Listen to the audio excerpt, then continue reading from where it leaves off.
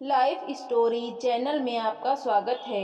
हमारी आज की कहानी है बूढ़े पिता का अटल फैसला।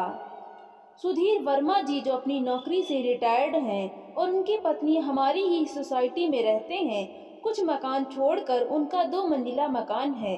वैसे तो 2 बेटा बहू हैं, पोते पोती हैं, पर दोनों अपने परिवार के साथ बाहर रहते हैं। कभी कभी तीज त्योहार पर आना होता, वरना वो भी नहीं। दोनों अंकल आंटी को बस एक दूसरे का ही सहारा था। उम्र हो जाने के कारण आंटी ज्यादा काम नहीं कर सकती थी, इसलिए फुल टाइम मेड लगी थी घर का सब काम करने के लिए। पर खाना बनाने का काम आंटी ही करती थी, क्योंकि अंकल को आंटी के हाथ का खाना ही पसंद था। मकान के ऊपर का हिस्सा किराए पर दे रखा था, जिसमें सौरभ और उसकी पत्नी रहते थे। वे दोनों बहुत ही मिलनसार स्वभाव के थे। उनका अंकल आंटी के प्रति व्यवहार भी बहुत अच्छा था। धीरे धीरे हमारा उनसे परिचय हुआ। दोनों अंकल आंटी सोसाइटी पार्क में शाम को टहलने आते थे। वहीं उनसे मुलाकात हुई थी और धीरे धीरे वो मुलाकात अच्छी जानकारी में बदल गई। मैं मेरी 4 साल की बेटी को लेकर पार्क जाती थी। अंकल और आंटी बहुत ही खुश मिजाज स्वभाव के लोग थे, पर बेटों और बहुओं के व्यवहार के कारण थोड़ा थोड़ा चिंतित जरूर रहते थे। एक ही सोसाइटी में होने के कारण किसी न किसी के यहाँ पार्टी में भी अंकल आंटी से मुलाकात हो जाती थी, पर काम की व्यस्तता के कारण ज्यादा आना जाना न था।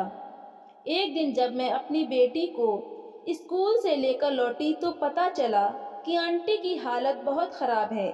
उन्हें हॉस्पिटल ले गए हैं, पर आंटी वहां से वापस घर न आ पाई। वो चली गई थी अनंत यात्रा पर, जहां से कोई वापस न आता। आंटी के जाने का गम धीरे धीरे अंकल को अंदर ही अंदर खाने लगा।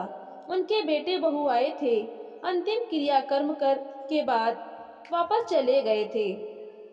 अब अंकल बिल्कुल अकेले रह गए थे। काम वाली बाई काम करने आती थी तो अंकल के लिए खाना भी बना देती थी। ऐसे में सौरभ और उसकी पत्नी ही अंकल का हर तरह से ख्याल रखते थे। बेटे बहुत साल में कभी आ जाते थे, पर 1-2 दिन रुक कर वापस चले जाते थे। अंकल की तबीयत भी अब खराब रहने लगी थी, परंतु उनके बेटे बहू ने अपने साथ शायद नहीं रखना चाहते थे। एक बार किसी ने पूछा भी कि अपने पिताजी को साथ ले जाओ, तो बोले कि हम सब तो ऑफिस चले जाते हैं, शाम को लौटते हैं और बच्चे स्कूल चले जाते हैं। ऐसे में पिताजी सारा दिन बिल्कुल अकेले कैसे रहेंगे। यहाँ सौरभ और उसकी पत्नी रहते हैं और सोसाइटी में पिताजी के दोस्त भी हैं, तो पिताजी को अकेलापन नहीं महसूस होगा। आज अंकल की तबीयत अचानक खराब हो गई थी। उन्होंने सौरभ को बुलाया, वो ही उनको अस्पताल ले गया था। अंकल को एडमिट कर लिया गया था। सोसाइटी के 1-2 लोग और थे वहाँ। उनके बेटों को खबर कर दी गई थी, परंतु उन्होंने कहा कि ऑफिस से छुट्टी लेकर आ जाएंगे। सारा दिन उन्हीं के आने का इंतजार हो रहा था। पूरा दिन बीत गया था, कोई नहीं आया था। बाकी के लोग भी अपने घर जा चुके थे। अंकल को होश आ गया था। उन्होंने सोचा था कि अब तक उनके बेटे बहू आ चुके होंगे और उनसे मिलने के लिए तड़प रहे होंगे। उन्हें रूम में शिफ्ट कर दिया गया था।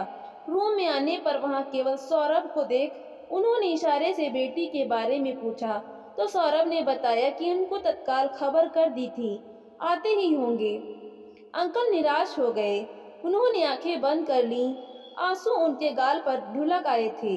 वे अपना दुख किसी के सामने बयान नहीं करना चाहते थे। वे समझ चुके थे कि उनके बेटों के पास उनके लिए इतना भी समय नहीं है कि हाल चाल भी लेने आ जाएं। पूरी रात सौरभ ही उनके साथ रहा। सौरभ ने एक बेटे के समान उनका ख्याल रखा।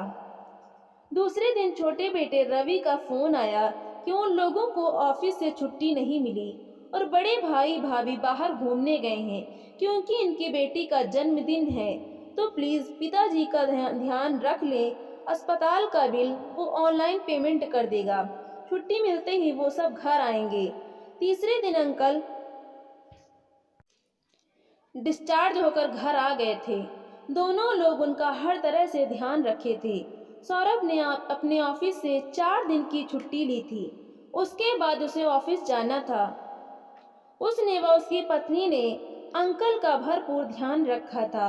अब अंकल स्वस्थ हो चले थे, परंतु बीमारी के दौरान जिस तरह से उनके बेटों और बहुओं का व्यवहार था, वो रह रहकर उनके दिल को कचोटता रहता था। करीब एक हफ्ते बाद दोनों बेटे परिवार सहित आए थे। अंकल का ध्यान रखने के लिए उन दोनों का धन्यवाद किया, हाल चाल पूछा और एक फॉर्मेलिटीज निभाकर 2 दिन रुककर वापस चले गए थे। करीब 2 महीने बाद उनके बेटे बहू फिर से वापस आए और मकान के बंटवारे की बात करने लगे। उसी दिन शाम को घर से झगड़े की आवाजें आने लगीं। पता चला कि अंकल ने अपने दोनों बेटों को अपनी संपत्ति देने से साफ साफ इनकार कर दिया और मकान सौरभ के नाम कर दिया था। उसी लिए दोनों बेटे उनसे झगड़ रहे थे। एक किराएदार के नाम आप मकान कैसे कर सकते हैं? माना कि इन्होंने मुसीबत में हमारी मदद की है, पर इसका मतलब ये तो नहीं कि अपनी जायदाद इसके नाम कर दो। हम ऐसा हरगिज नहीं होने देंगे। आखिर क्या रिश्ता है आपका इनसे? अंकल ने कहा कि हाँ, ये एक किराएदार ही है और मेरा इनका किराए का ही बंधन है। मेरे घर में रहने का ये लोग किराया देते हैं, लेकिन ये लोग मेरी सेवा करने के लिए बाध्य नहीं है।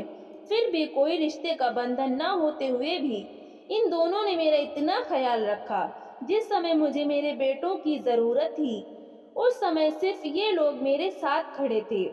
दिन रात ख्याल रखा है इन लोगों ने मेरा, और मेरे बेटों के पास तो समय ही न था।